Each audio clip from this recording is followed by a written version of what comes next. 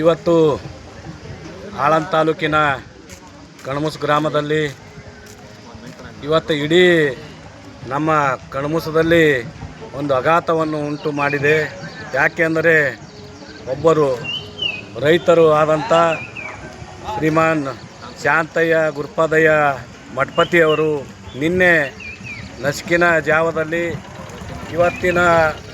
ಜಾವದಲ್ಲಿ ಅವರು ಮೊನ್ನೆ ಹೊಲಕ್ಕೆ ಹೋಗಿ ಬೆಳೆಗಳನ್ನು ನೋಡಿ ಅವರಿಗೆ ರೈತರ ಸಾಲವನ್ನು ತೀರ್ಸೋಕ್ಕಾಗದೇ ಇದ್ದಂಥದ್ದಲ್ಲಿ ಇವತ್ತು ಬೆಳೆಗಳು ಮಳೆ ಬರ್ತಾ ಇದ್ದಲ್ಲಿ ಇವತ್ತೇನಪ್ಪ ಅಂತಂದ್ರೆ ಅವರು ಆತ್ಮಹತ್ಯೆಯನ್ನು ಮಾಡಿಕೊಂಡಿದ್ದಾರೆ.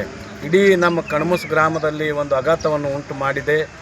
ಇದು ಯಾಕೆ ಅಂದರೆ ಇವತ್ತು ಅವರೇನು ನೇಣು ಹಾಕ್ಕೊಂಡು ಇವತ್ತು ಆತ್ಮಹತ್ಯೆಯನ್ನು ಮಾಡಿಕೊಂಡಿದ್ದ ಕಾರಣಕ್ಕಾಗಿ ಇವತ್ತು ಆಳಂದದಲ್ಲಿ ಇವತ್ತು ನಾವು ಪ್ರಕರಣವನ್ನು ದಾಖಲೆ ಮಾಡಿದ್ದೇವೆ.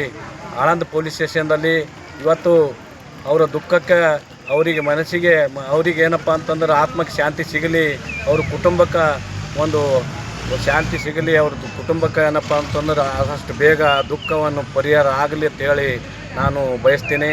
ಯಾಕೆ ಅಂದರೆ ಈ ಸರ್ಕಾರಕ್ಕೆ ಒತ್ತಾಯ ಮಾಡೋದೇನೆಂದರೆ ಆ ಕುಟುಂಬಕ್ಕೆ ಇವತ್ತೇನಪ್ಪ ಅಂತಂದ್ರೆ ಅವ್ರಿಗೆ ಸಾಲ ಕೈಗಡ ಮಾಡಿ ಇವತ್ತು ಊರಲ್ಲಿ ಸಾಲ ಮಾಡಿ ಇವತ್ತು ಬ್ಯಾಂಕಿನಲ್ಲಿ ಕೂಡ ಇವತ್ತು 5-6 ವರ್ಷ ಹಿಡಿದು 2016ರಲ್ಲಿ 1 ಲಕ್ಷ ತೊಗೊಂಡು ಇವತ್ತೇನಪ್ಪ ಅಂತಂದ್ರೆ 2 ಲಕ್ಷ ಮ್ಯಾಲೆ ಚಿಲ್ಲರ್ ಆಗಿಬಿಟ್ಟದು. 2-2.5 ಲಕ್ಷ ಆ ಸಾಲ ತೀರ್ಸೋದೇ ಇದ್ದಲ್ಲಿ ಇವತ್ತೇನಪ್ಪ ಅಂತಂದ್ರೆ ಅವರು ಆತ್ಮಹತ್ಯೆನೇ ಮಾಡ್ಕೊಂಡ್ರೆ ಈ ಸರ್ಕಾರ ಬೇಗನೆ ಒಂದು 25 ಲಕ್ಷ ರೂಪಾಯಿ ಪರಿಹಾರ ಕೊಡಬೇಕು.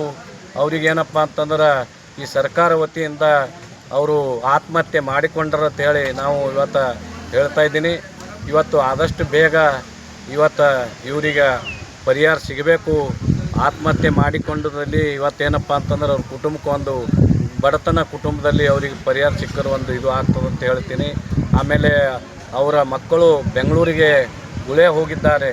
ಇವತ್ತು 8 ಎಕರೆ ಜಮೀನು ಮಾರಿದರೂ ಕೂಡ ಸಾಲ ತೀರ್ಸೋದಾಗದೇ ಇದ್ದಲ್ಲಿ ಅವರು ಮನಸ್ಸಿಗೆ ಒಂದು ಆಘಾತವನ್ನು ಉಂಟು ಮಾಡಿ ಅವರಿಗೇನಪ್ಪ ಅಂತಂದ್ರೆ ಆತ್ಮಹತ್ಯೆ ಮಾಡಿಕೊಂಡಿದ್ದಾರೆ. ಅವ್ರ ಆತ್ಮಹತ್ಯೆ ಶಾಂತಿ ಸಿಗಲ್ಲ ಅಂತೇಳಿ ನಾನು ಬಯಸ್ತೀನಿ. ಮತ್ತೊಮ್ಮೆ ಆ ದೇವರ ಭಗವಂತನಲ್ಲಿ ನಾನು ಬೇಡಿಕೊಳ್ಳೋದಿಷ್ಟೇ, ಅವರಿಗೆ ಆತ್ಮಕ್ಕೆ ಶಾಂತಿ ಸಿಗಲಿ ಅಂತ ಹೇಳ್ಬಿಡ್ತೀನಿ. ನನ್ನ ಹೆಸರು ನಾಗೇಂದ್ರ ಭಟ್ ಅಂಬೆ, ಕರ್ನಾಟಕ ರಾಜ್ಯ ರೈತ ಸಂಘ.